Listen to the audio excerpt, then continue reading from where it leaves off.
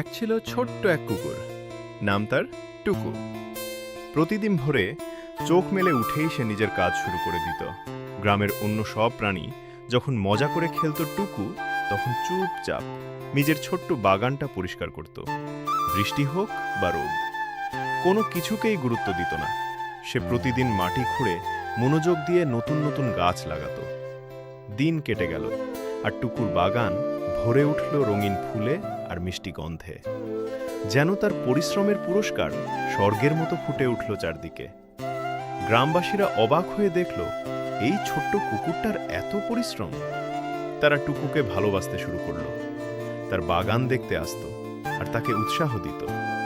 শেষমেশ টুকু বুঝল যে নিষ্ঠা আর পরিশ্রম কখনো ব্যর্থ যায় না। একদিন না একদিন তার ফল অবশ্যই পাওয়া যায়। তোমার ভালো লাগলে লাইক দিও, সাবস্ক্রাইব করো আর কমেন্ট করতে ভুলো না।